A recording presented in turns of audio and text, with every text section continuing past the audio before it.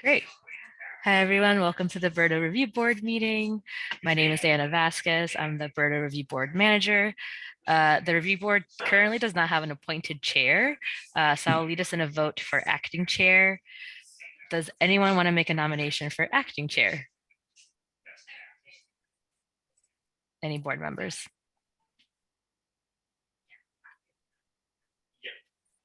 I'd like to nominate Lee Matsueda as acting chair. Great. Thank you, board member Palmer Dunning. Is there a second? I'll second that. Awesome. Thank you, board member Nelson. I will now lead us in a vote. How do you vote for the motion to nominate board member Lee Matsueda to serve as acting chair? In favor, oppose, or abstain? And I'll go member by member. Board member Boyd, Favor. board member Jacobs. Oh, sorry, I don't think board member Jacobs is with us today. Board member Lattimore, In favor. board member Matsueda, In favor. board member Nelson, In favor. board member Palmer Dunning. In favor. Great. I will now hand it over to acting chair Matsueda. All right. Good afternoon, everyone. Thank you. Thank you for joining us. So I'm going to go ahead and call this public hearing to order at 4:37 p.m. In accordance with the Building Emissions Reduction and Disclosure Ordinance regulations adopted pursuant to the Building Emissions Reduction and Disclosure Ordinance, Boston City Code Ordinances, Section 7-2.2. The BERDO Review Board will hold a virtual public hearing at 4:30 p.m. on June 10th, right? I guess it's supposed to be, to review, July 10th, excuse me, to review the following topics in regard to the reduction of greenhouse gases from building, energy production, and consumption so as to promote the public health and welfare of Boston residents. In accordance with the Commonwealth of Massachusetts Executive Order suspending certain provisions of the open meeting law, we are conducting this public meeting online. So to ensure public access to the deliberations of the BERDO Review Board, the public may access this call through telephone and video conferencing. Members of the public will have an opportunity to ask questions and provide comment on regulation discussions. So to do so, you can please raise your hand or type in the chat in the application via the Zoom meeting platform. And if you are calling in and you cannot use the platform, raise your hand by pressing *9. Send your questions to staff via email at brb@boston.gov. So for the record, I am Lee Matsueda, acting chair of the board. I'll now conduct a roll call of the board members.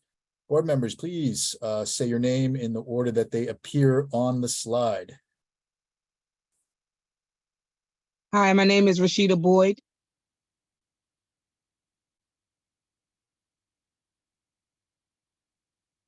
Hello, I'm Gail Lattimore. Hi, everyone. Lee Matsueda. I'm Jack Nelson. I'm Kai Palmer Dunning. Great. And we'll also now have our staff team introduce themselves. Hi, everyone. Diana Vasquez with the Environment Department. Hi, everyone. Claudia Diaz Martinez, Environment Department. Ladine Joroff, Environment Department. All right, fantastic. So we have a few items on our agenda this meeting. The first this is now our third meeting, right? So we're going to go ahead and just start off by approving our previous meeting minutes. I hope board members have had a chance to take a look. If you have, I just would ask for a motion to approve the June 12th board meeting minutes. I approve. Thanks, Rashida, for the motion. That's a motion to approve. Thank you. Is there a second? I'll second that. Thank you, Jack. Board Member Nelson. And so we'll just go ahead and go down the list of board members to make sure we understand how you want to vote in favor, oppose, or abstain. Board member Boyd, you already started us off, but I will just go down the list like we normally do. In favor. Thank you. Board member Jacobs, I don't think she's with us right now. Board member Lattimore? Abstain, I was absent from the last meeting. I'm next on the list, in favor. Board member Nelson In favor? and board member Palmer Dunning. In favor? Great. So, this, with that approval, I think we'll, like the other materials, we'll make this available online, so members of the public can make sure they get a full account of our last meeting. Thanks, members of the board. So let's get on to our second item. This is a chance for us to get both an update and discuss the BERDO Phase 3 regulations development. And we'll kind of pick up where we left off in our last meeting, where we reviewed a bunch of amazing, and just a high level and quantity of comments from many organizations and individuals during the informal comment period. And we had a chance to kind of get a broad overview of that. But we're going to have a chance to go a little bit deeper today. So I'm going to pass it over to our staff. I think, Diana, you're going to kick us off. Yes, I can kick us off. Great. So usually I start with the review board updates.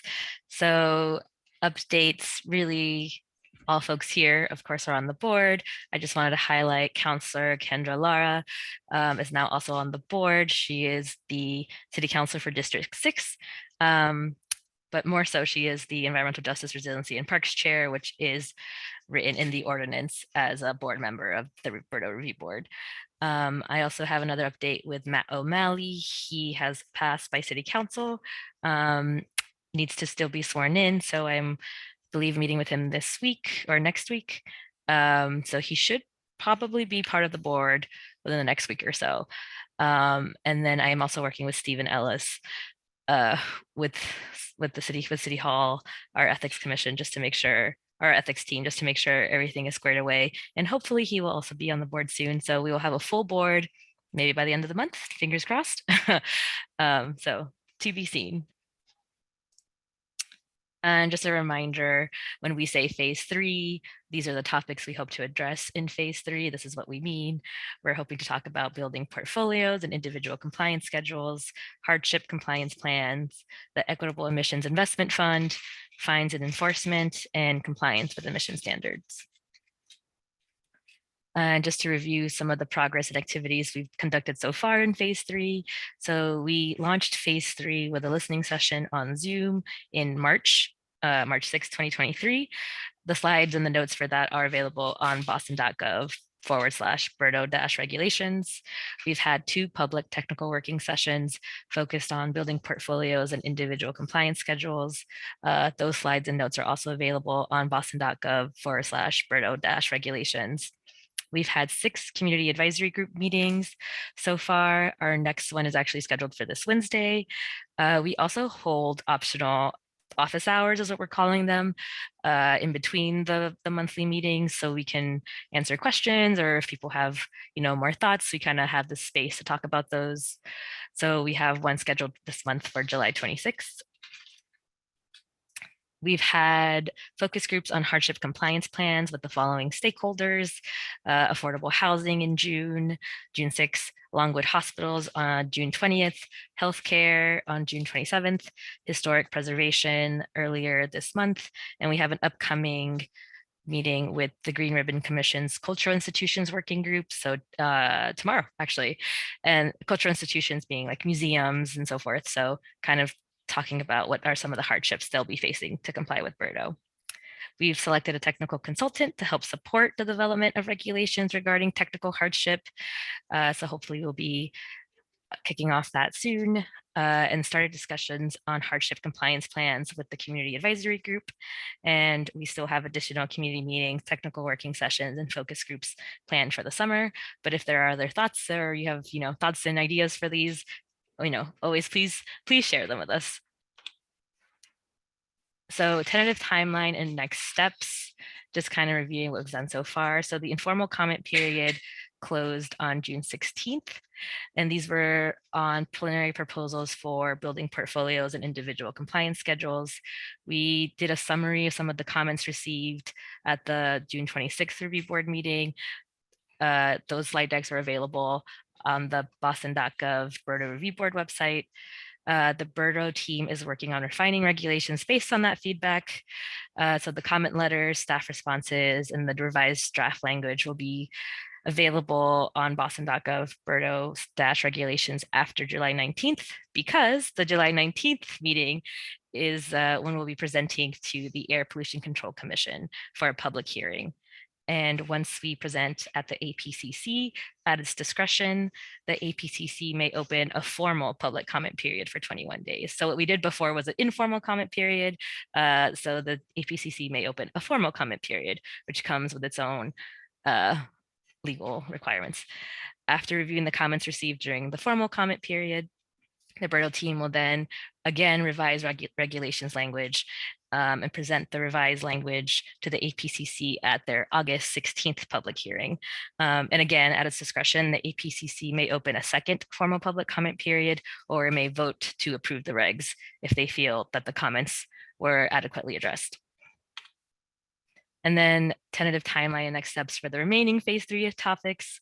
So we have hardship compliance plans. We're currently drafting regulations proposals on hardship compliance plans based on feedback we're getting from our community advisory group, our focus groups, and the technical assistance from our contractor. And our current tentative goal is to have preliminary regulations proposals to the APCC at their August 16th public hearing.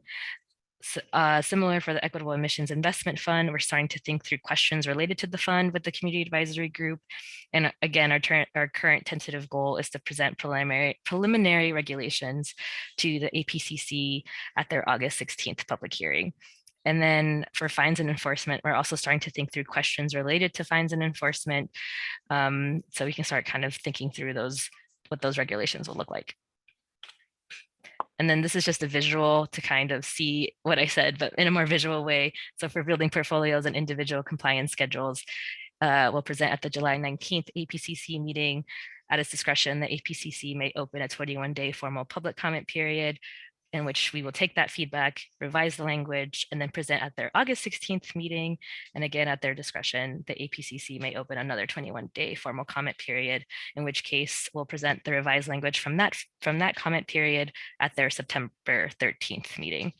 And then for other phase 3 topics, we would present preliminary proposals at their August 16th meeting, maybe open an informal comment period, and then present draft language at the September 13th meeting. And at their discretion, they may open a 21-day formal public comment period. We take that comments, present revised language at October 18th, and then again, another 21 public comment period at their discretion. And then we would take that feedback and present at their November 15th meeting. Hopefully that wasn't too tedious, but I think it helps to spell it out. And I think I'll now hand it over to Claudia.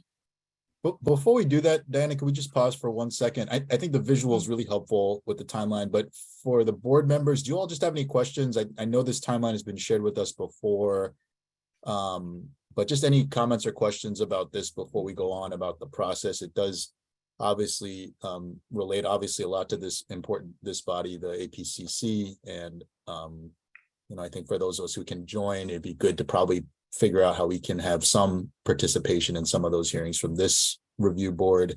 But just curious if there are other questions that you all might have about the process real quickly. Obviously, again, thank you, Diana and the team, for the timeline. I think it's a helpful visual. Yeah, thanks, Chair Swader. It's good to, Interim Chair. It's good to have that question on the table. I wanted to better understand how and maybe I missed something. It's a new review board, and I'm sure that I probably missed something. But are the comments available there? We would have to go online to see what those comments look like. Is that how the board members will review the comments? I can jump on that. So for the informal public comment period, we presented a summary of the comments that we got last meeting. But the full comment letter should be available to all review board members in their Google Drive folder. And we expect to do sort of a similar process for the formal public comment period, where we can present you an overview during the public meeting, but you would have access to the full letters, as well as anything that we present to the APCC or that it's a public record. Thank you. I'll have to double check if I got the email about the Google Drive that you're referencing, but that's fine. Thank you. I'll follow up. Right, thanks, Board Member Lattimore and Claudia. Any other questions or just comments from the board members? And I think we'll go to you next, Claudia, to continue.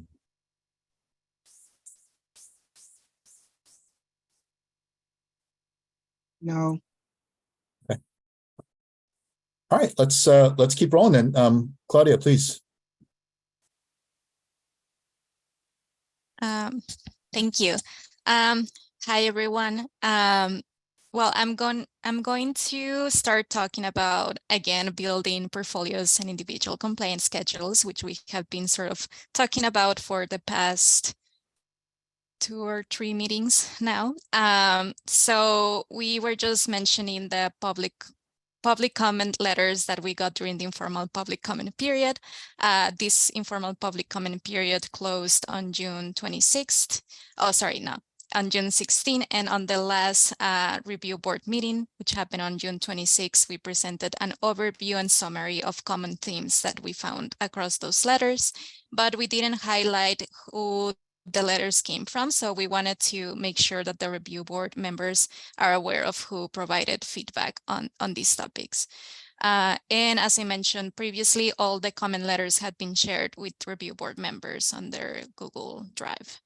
So we received feedback from the following institutions and organizations: A Better City, Action for Equity, the Conference of Boston Teaching Hospitals, the Green Ribbon Commission's Higher Education Working Group, Jamaica Plain NDC, a joint letter from Alternatives for Community and Environment, or ACE, Clean Water Action, Green Roots, Greater Boston Physicians for Social Responsibility, Alston Brighton Health Collaborative, New England United for Justice, the Union of Concerned Scientists, the Planning Office for Urban Affairs, Boston Climate Action Network, Action for Equity, and the Sierra Club, Massachusetts. And then also comment letters from Longwood Medical Energy Collaborative, Longwood Collective, and Mass General Brigham. So all the summary comments that we presented during the last meeting came from comment letters from these institutions. Next slide, please. So you may remember from our last meeting that a lot of the comments were related to clarifying more about the application process for building portfolios and providing more details about timelines, evaluation criteria, and just more details on this review process. So we wanted to come back to the review board with some potential draft revisions that we are thinking about, and to be able to get feedback from the review board members during this meeting, as well as from the public that is present here today. So I'm summarizing here the 3 pathways that we propose to apply for building portfolios. And some of the content here might look very familiar because it's the same as the proposals we had presented before, but there is some revisions that we want to highlight and have for discussion today. So here I have the 3 pathways and sort of 3 squares that have different information. The first column gives information on who is able to go through each pathway of the application. The second column specifies application requirements. And the third one is providing more details on the review process. So I'll start with pathway 1. Pathway 1, you may remember, is for building portfolios that meet all the eligibility criteria that we set for building portfolios and that do not have any buildings that trigger an environmental justice review. And we'll talk about this review later today as well. The application requirements for this pathway are the most simple. It's simply a confirmation that the building owner and the portfolio meet the eligibility criteria for building portfolios and a list of all the buildings in the proposed portfolio. For the review process, we are thinking that these applications would be received by the review board on a rolling basis. And you may remember from previous proposals that no hearing would be needed for this pathway. And we are proposing that the approval for this pathway would be based on whether the applicant meets the eligibility criteria for building portfolios. So we're thinking this pathway as the most streamlined because it will be the building portfolios that are the most standard, that meet all criteria, all requirements, and that do not raise these environmental justice concerns for a more thorough review. I will now continue with pathway 2. So pathway 2 is for building portfolios that do have buildings that trigger an environmental justice review.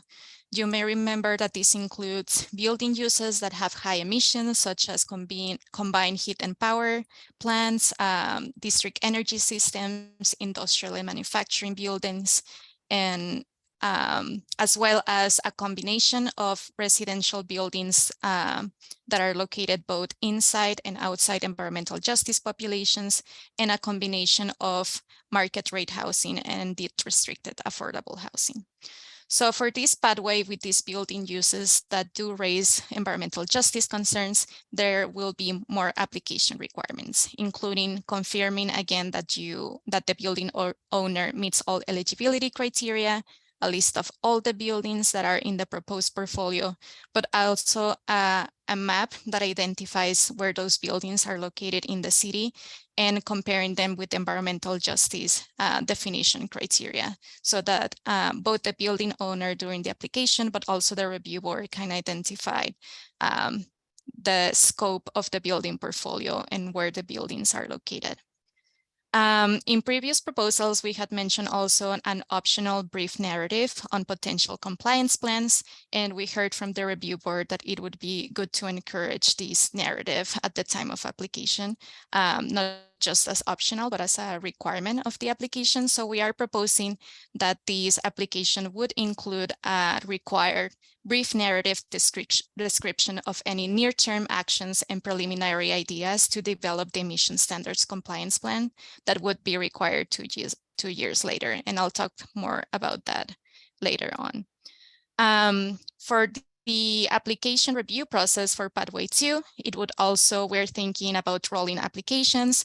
And in this case, we're thinking that the review board might be able to request a hearing if the review board members feel that they need more information to make a decision that was not provided during the application itself. And we are working on determining what the decision-making criteria to approve or deny an application for this pathway would be, and we welcome feedback or on ideas on decision-making criteria for these. Finally, pathway 3, these will be for building portfolios that either do not meet the eligibility criteria that we specified in our proposals. You may remember that this is related to buildings being in compliance with the ordinance, being third-party verified, not being vacant, and so on. Or if the building owner wants to apply for an individual compliance schedule at the same time that they're applying for a building portfolio. And in this case, pathway 3 may or may not contain those buildings that trigger an environmental justice review. But what triggers this pathway is either not meeting the eligibility criteria or being or concurrently applying for an ICS. In this case, the application requirements would be a list of buildings that would be included in the building portfolio.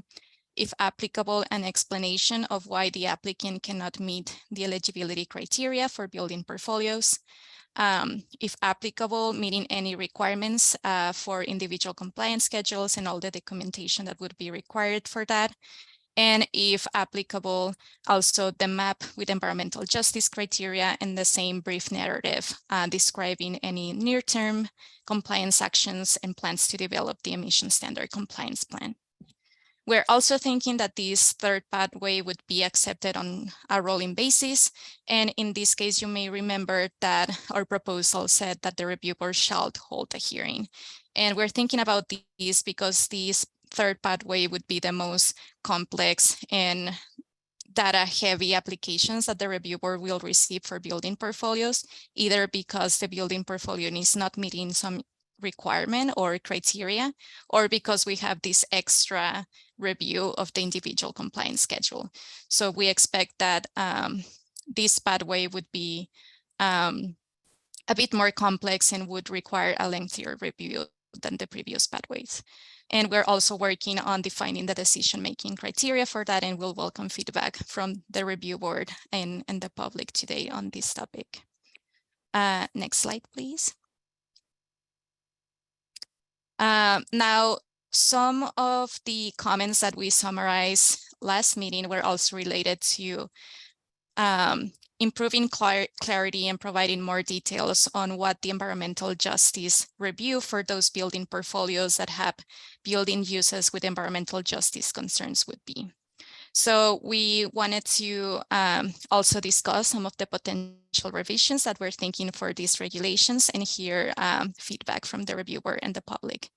So for building portfolios that would trigger the environmental justice review, if you may remember, this is pathway 2 or pathway 3, they would have to meet the following requirements.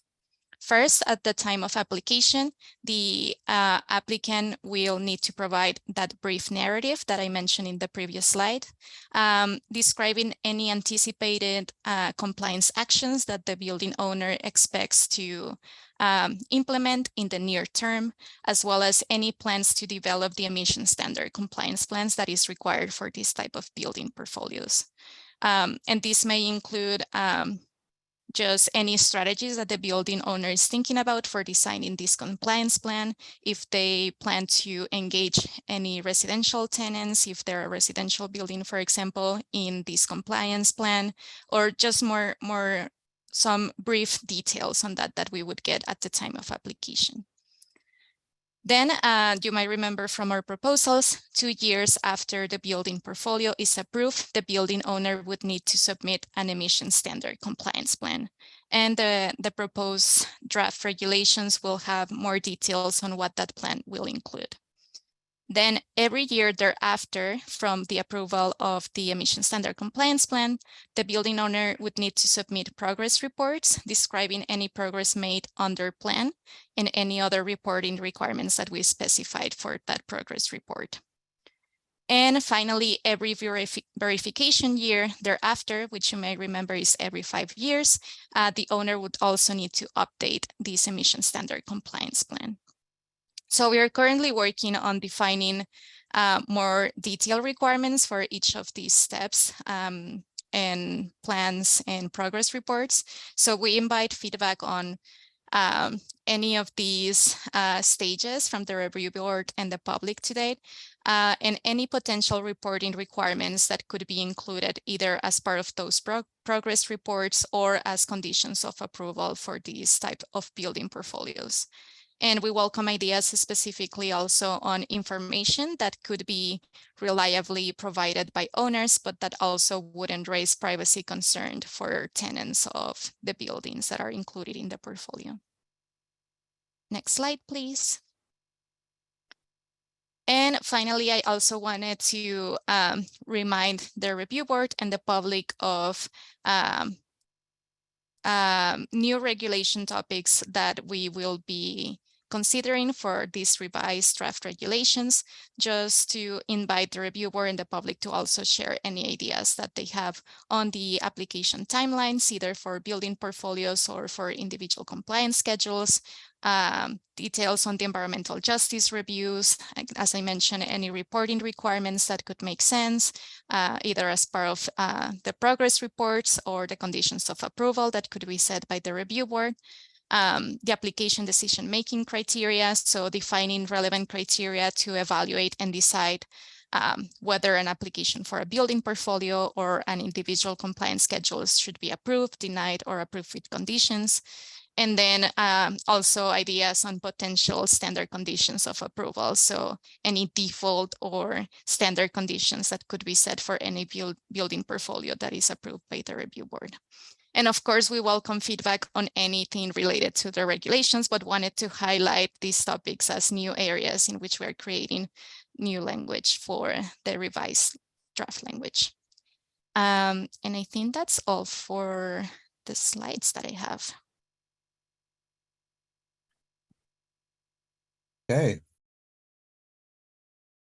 Thank you so much, Claudia. It's a ton. And I know it seems like we're working hard to try to figure out how to incorporate some of the feedback that we're being provided. You also are looking for more feedback from us. So we'll start that process with our board. And I see your hand, board member Lattimore. I think we're just going to go down the list if that's okay. And then everybody will have an opportunity to provide any comments or questions that they have to both the specific presentation, but also other things that I think are important to you around these regulations that are being drafted and or redrafted and revised. So let's just start.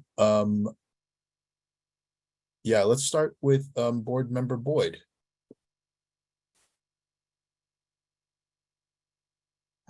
No, Lee, I don't have any pushback at this moment or any suggestion. Okay. Board member Jacobs, you're not with us yet, are you? I don't think so. I don't see you on the list here. Board member Lattimore.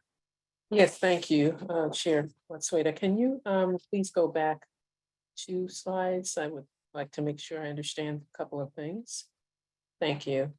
Can you just remind us, because again, I, between in and out of town and needing to really sit down and review these with much more intention and integrity. Environmental justice review requirements. What are those requirements, or are those to be developed further? I think we have some of those requirements already in place. Can you remind us what those are in a nutshell? Yes, so essentially these would be the requirements, the ones that you're seeing on the screen. So in our preliminary proposals, we had mentioned the emission standard compliance plan that would need to be submitted by the building owner 2 years after their building portfolio is approved. And we previously had an optional brief narrative on any preliminary compliance plans to be provided at the time of application. But we heard feedback from the review board that it would be great to have these be a requirement. So we are proposing to actually have this brief narrative as a requirement of the application. And then 2 years after the building portfolio is approved, to have the formal emission standard compliance plan. Okay, thank you. So this process represents the environmental Yes. justice review process. I thought it was a process that was part of it, but that there was a separate kind of what is environmental justice review, but I understand now. Thank you. The other question that I had was, and maybe this is not yet defined, and maybe it's further ahead in another area of phase 3 or otherwise. But I believe there was a suggestion, or maybe it was built into some of the initial language, regulatory language, that building owners do a couple of things, try to prevent displacement of tenants, try to also hire folks to do the work that, reflected kind of environmental, racial justice kind of, in minority business utilization. Is any of that thinking in any of these, meaning in the emission standards compliance plan, or is that more just the actual emissions piece? And so where do those notions that I just mentioned, tenant preservation and retention, MBE utilization for some of the work done on the properties, where does that fit in, if not here, in any of the other pieces that we have or will talk about? That's a great question. So we envision those two topics, so displacement and gentrification and workforce development, to be more clearly and explicitly addressed in conditions for hardship compliance plans, which will come as part of phase 3, as well as conditions for the Equitable Emissions Investment Fund. This environmental justice review will provide the review board more information to track the impacts and benefits to environmental justice populations that could be generated by building portfolios. And we welcome feedback on any potential reporting requirements or conditions that could address those workforce development goals or displacement and gentrification through these building portfolios reviews and standard conditions. But at the moment, I think those topics will be more directly addressed in hardship compliance plans and the Equitable Emissions Investment Fund. Thank you. Great. Any other questions, Board Member Lattimore, right now? No, I'm good. Thank you. Great. I mean, I guess I have one question. When I'm looking at that slide of the 3 different pathways, my understanding of like the, new EJ definitions with the sort of 4 different criteria is that most of the city and its buildings fall under pathways 2 and 3. Do we have a sense of like, when we think about, when we're going to get all these applications in, is it not true that like the by and large, the majority by far of our applications are going to come from those 2 pathways? And then I was trying to even imagine where are those pathway ones and how many are there? Are we even talking about? That's a good question. We don't have any real numbers on the number of applications that we will receive. It is true that according to the environmental justice definition that we have for BERDO, and which is the same at the state level for Massachusetts, I think it's like 80% of the census blocks in Boston qualified as environmental justice populations. Our way of kind of trying to streamline these applications is to specify further who would apply for pathway 2. So those would be those high emitting building uses that are located inside environmental justice populations, and then combinations of residential buildings inside and outside environmental justice populations, and combination of market rate housing and deed restricted affordable housing. But it could be hundreds of applications of thousands. We had almost 6,000 buildings covered by BERDO, and even large building owners could decide to have maybe different types of building portfolios, not only one. So it's hard to say how many applications we would also actually have, unfortunately, at this moment. Yep. And then one other more pretty specific kind of question, I guess, when we think about the EJ reporting criteria, there was a comment about sort of including metrics around things like air quality, both indoor and outdoor. How do you imagine, and how does that fit into the type of criteria that we currently have listed here? Yeah, that's a good question. I think we envision the environmental justice reporting to be part of these progress reports and to be mainly related to the progress made on the emissions standard compliance plans and on the efforts made by building owners. The issue here is that we need to find metrics that could be reliably measured and reported by building owners. I see. And that also do not infringe in privacy of residential tenants, for example. So we welcome feedback on ideas on how to have different proxies or metrics that could be, again, provided by building owners through annual reporting. But it's not very straightforward, unfortunately. Okay, I think I understand that. Yeah. I mean, the only other thing, and it sounds like the city is already in contact with some of these other cities that are doing or have similar type. I know we were talking earlier about Cambridge, right? Like newly announcing their BERDO efforts, right? For 1,000+ buildings in the city of Cambridge, which is exciting. But obviously there are maybe not many, but a handful of other cities across the country that are doing something similar. And I'm curious to know more about how they're addressing, this, not just this issue of criteria, but I know one that's come up a lot has been this conversation around how do we talk about the issue of displacement and gentrification, and again, just seeing if there are ways to build off of other, other municipalities that have had similar conversations, I am sure. So I'm curious to learn more about that. And if you know anything that I would love to hear that, but I can also just pass it along to Board Member Nelson.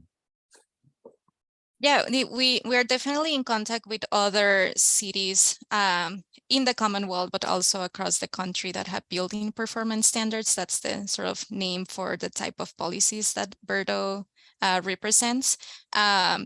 And we are kind of all building it as we go because we're all kind of early actors.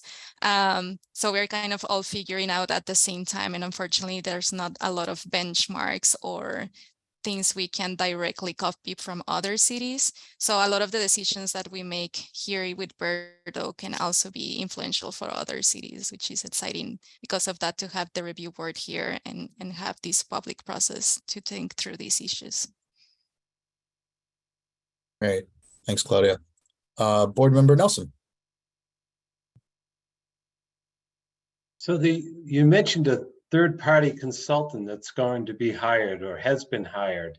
Is this consultant going to help with the language and defining these various processes and how an owner will develop the plan? These different plans, such as the emissions standard compliance plan? So the technical consultant will be focused more on the hardship compliance plans. And the goal of that is for them to help us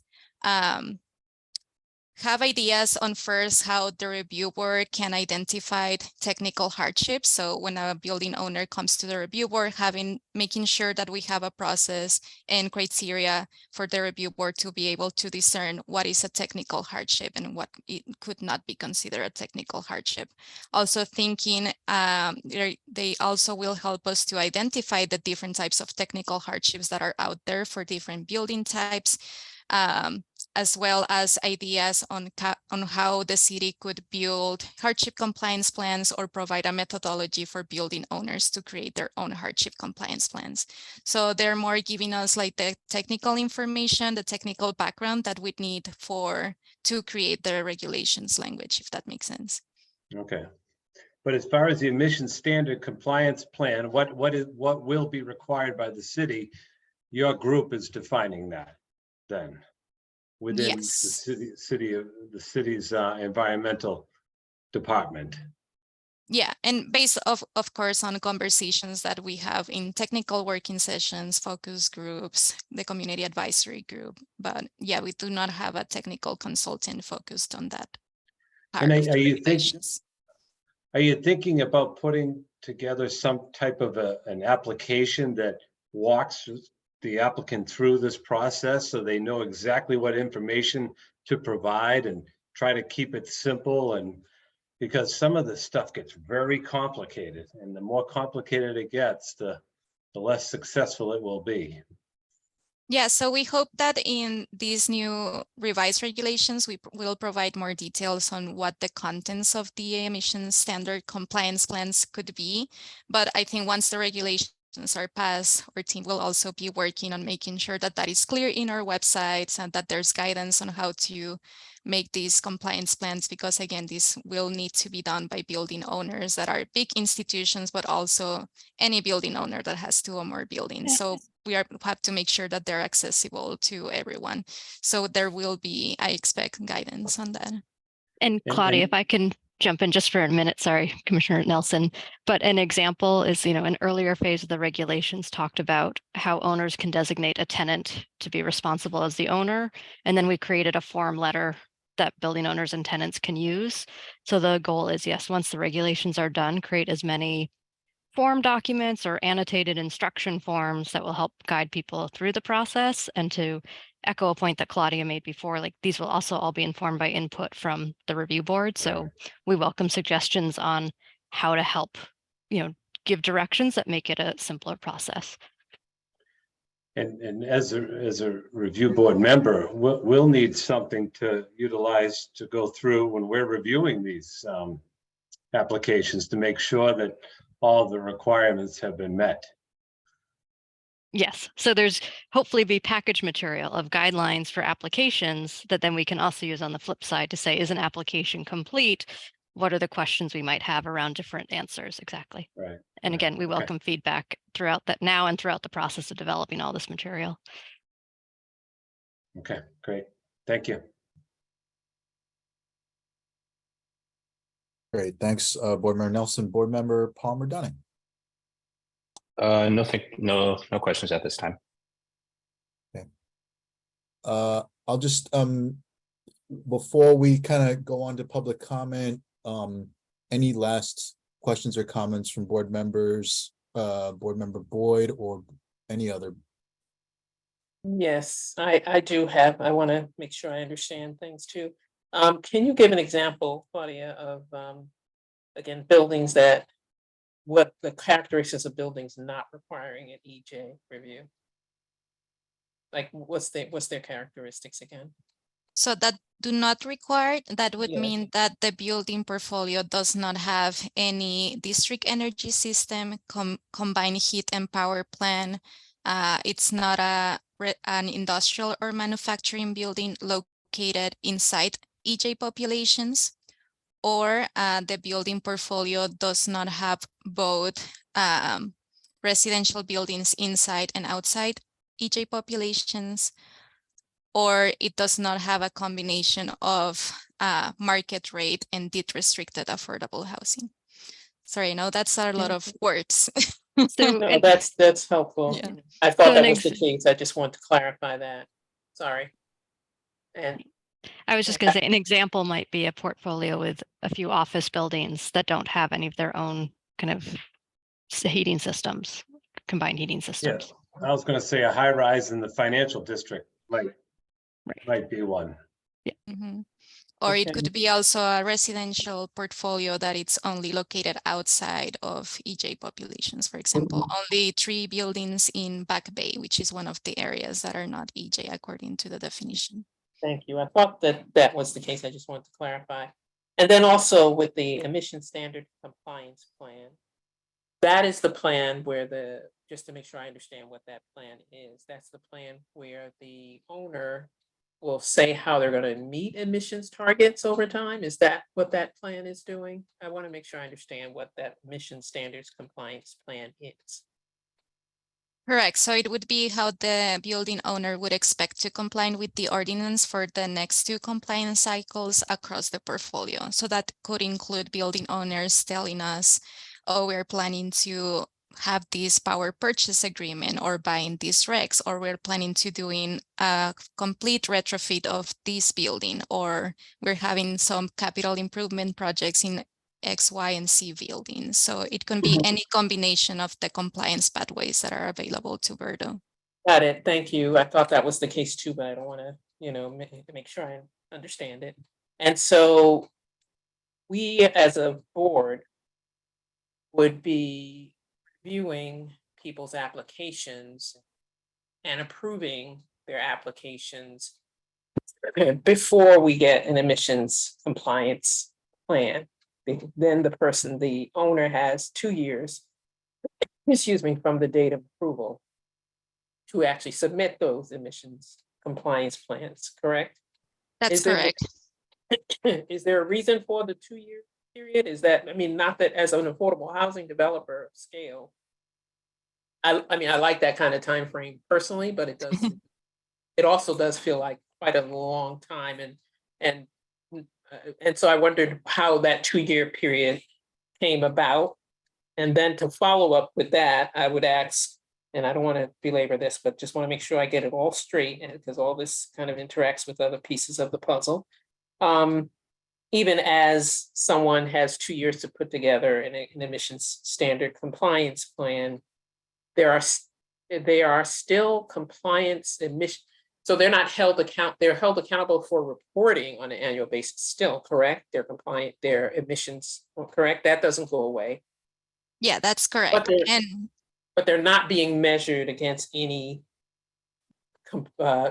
emissions reduction standards until they submit their compliance plans, which could take 2 years. so if Your Honor, if yeah, I we wanna are, oh, sorry, yeah.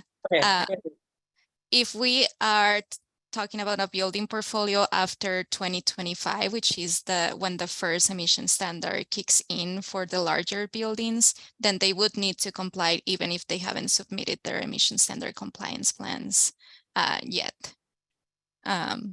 So I guess the only option where they wouldn't be complying with an emission standard is if the building portfolio is approved, say 2024, before the emission standard kicks in. If that makes sense. Oh, yeah, yeah, okay, so they still have to. Okay, Yes. all right, that's helpful.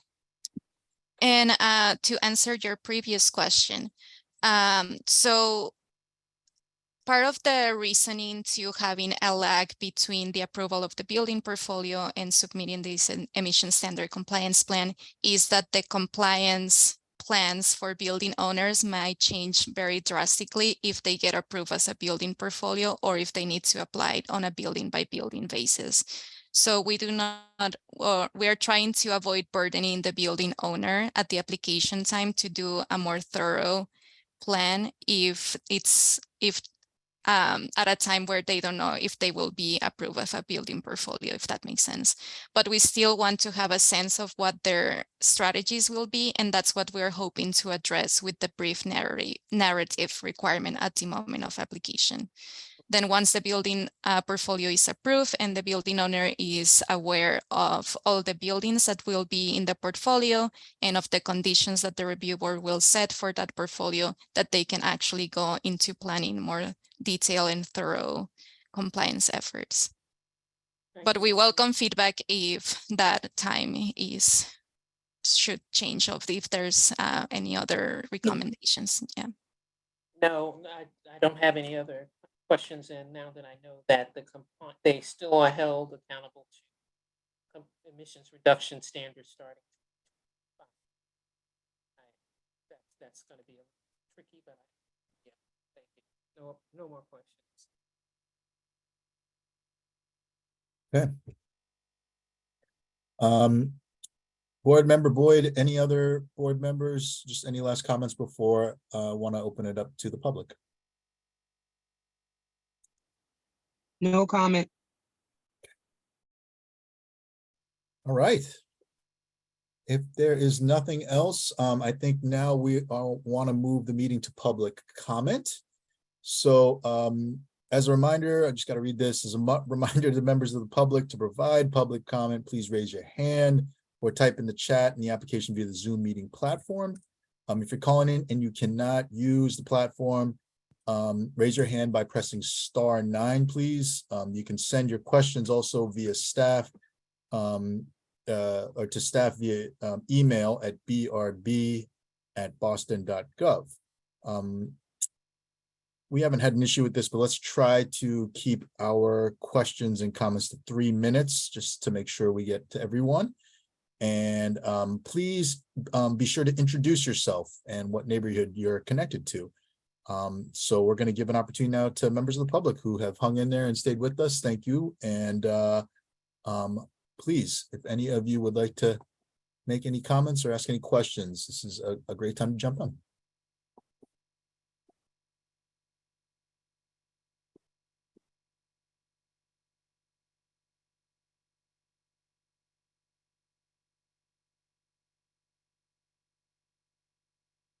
Okay.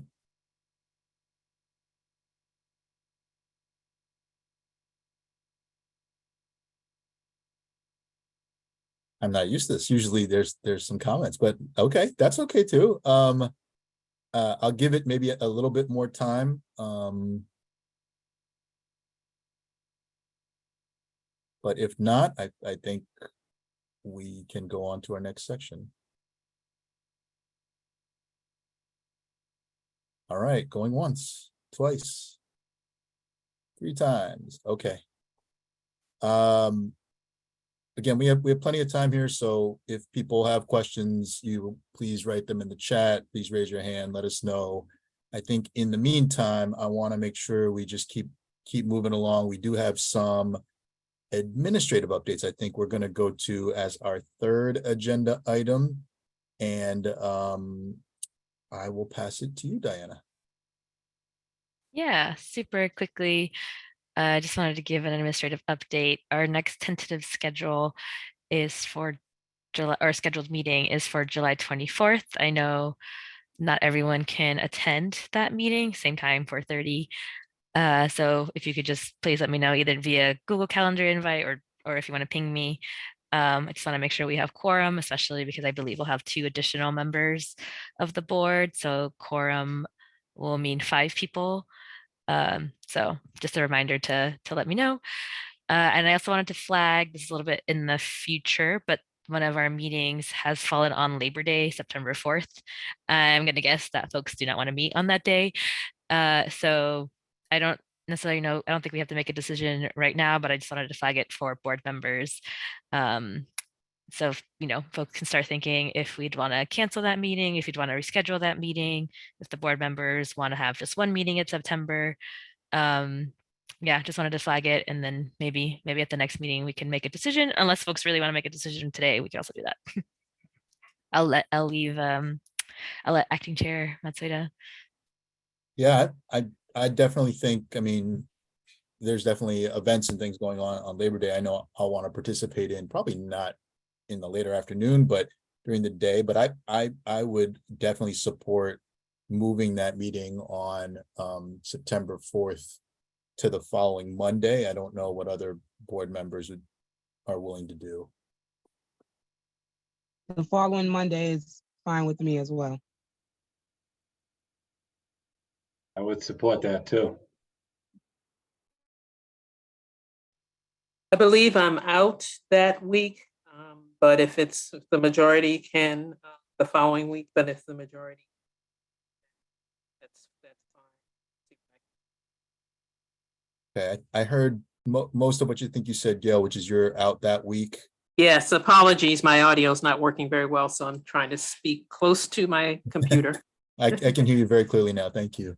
Mm-hmm. So I'll try to make it, but if the majority can make it, that's fine. I'll try my best to. Okay.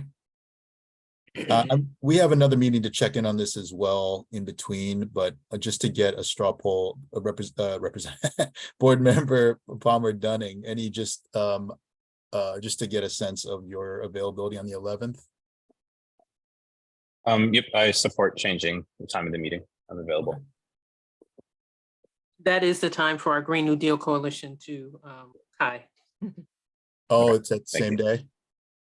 The 11th at 4:30? Yeah, 5 to 6:30. But and I'm on vacation, but whatever the majority wants to do, I'll try to make it. Okay. Well, I'm sorry. I was mistaken. It's not that night. The Green New Deal Coalition is not that night. Sorry. The following night, right? The Tuesday? Yes, it's the following night. Sorry. No, that's fine.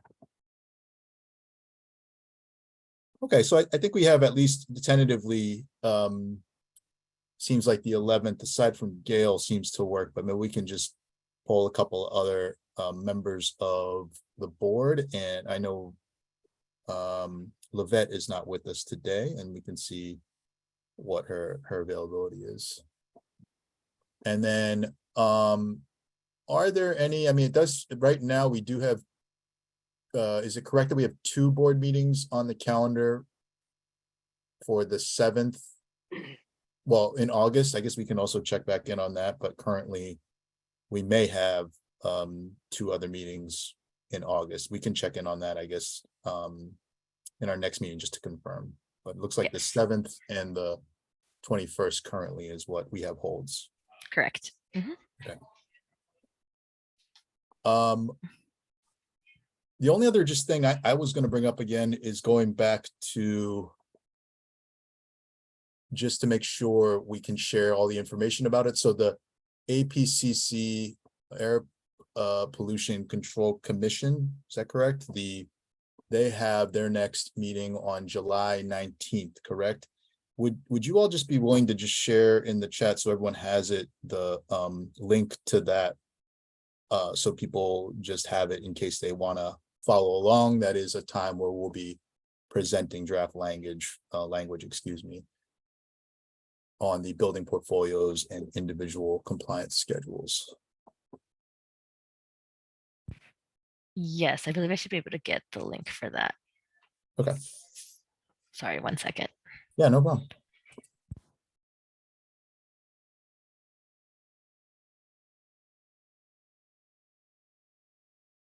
And members of the board, while we're doing that, are there just any other particular areas that you want to make sure we have time to spend, focus on for our next meeting on the 24th? If there are any things, obviously, please bring them up now, but you're also in between able to reach out directly to Diana, I believe, and help make sure so that we can craft our agenda that way as well. What's on the docket for discussion at the next meeting? Assuming it's continued around phase 3 regulations, but is there what's specific if so, phase 3 topics? For the July 24 meeting? July Yes. 24th, right? So right now, I believe what we'd likely talk about, given that the APCC meeting is on July 19, I imagine we'd probably review the regulations in a little bit more depth, or like maybe a more visual friendly way with the board. And I think by then we should have a compliance map. So a map of the city of Boston where you could click on BERDO buildings and see kind of, are they in compliance, or maybe they're waiting on a third party verification, maybe they haven't submitted yet, to kind of get a visual of how many BERDO buildings there are in Boston and kind of what their statuses are. So I imagine those will probably be like the bulk of the two. And then of course, we've kind of set a precedent at the top of the meeting to kind of do a basic review of, activities that have happened so far. So I imagine we'll probably do that at the top as well. Thank you. And so at what stage are we going to get to some of the things that Lee and I were talking about earlier, where it had to do with like tenant protections and other things? What do you have a sense of timing for that part of the regulatory review process and discussion? Yeah, I can chime in, but of course, anyone else feel free to add in more. Hardship compliance plans are kind of like our next, I would say, next phase 3 topic that we're kind of really digging into deeply right now. I think we envision that hardship would be one of the pathways to talk about tenant protections and workforce development. I don't want to make any promises, how far along we'll be with hardship in terms of like preliminary ideas at the next meeting. But I imagine we could probably maybe introduce some thinking around it. No, I wasn't sorry, Diana. I wasn't necessarily saying that we had to put it on the next agenda, but wanted to get a sense of what time frame we might be discussing those matters, and what like at the next, in 2 meetings from now, what like. Mm-hmm. You have a sense of that? I Yeah. can jump on that if you'd like, Diana. So our tentative goal right now is to introduce some preliminary proposals on hardship and the Equitable Emissions Investment Fund in the August 16 APCC meeting.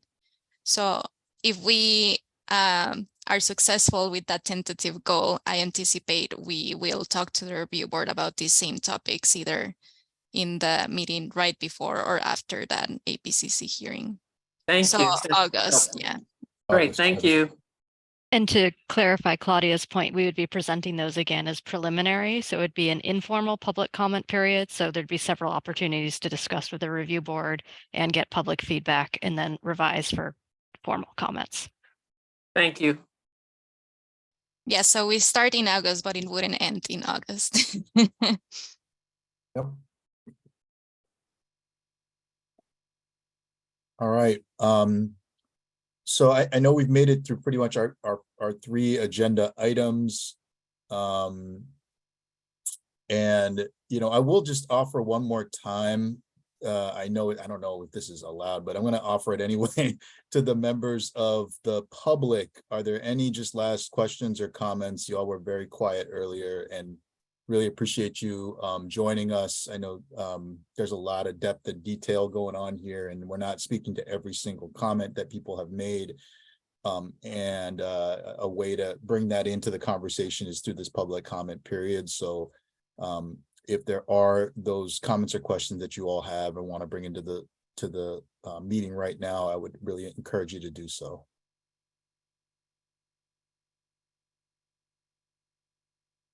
Okay, there obviously are going to be plenty of opportunities going forward. And I think what we can do, any members of the board have any last comments or questions before we move on?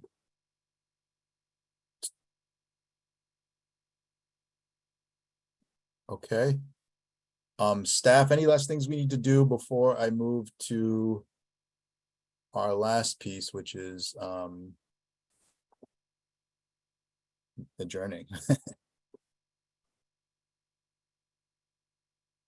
Okay. So in that case, I am going to ask for a motion to adjourn the meeting. So moved. And is there a second? I second. Thank you, Board Member Boyd and Board Member Lattimore. We'll just go down the list again. Board Member Boyd, in favor? Opposed? Abstain? In favor.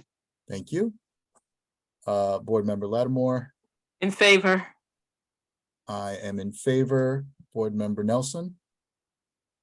In favor. Thanks, everyone. And Board Member Palmer Dunning? In favor. Great.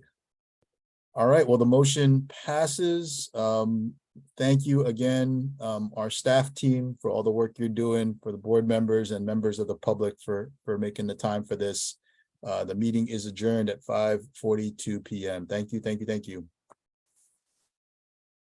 Take care, everybody. Good week. Be safe. Thank you, everyone.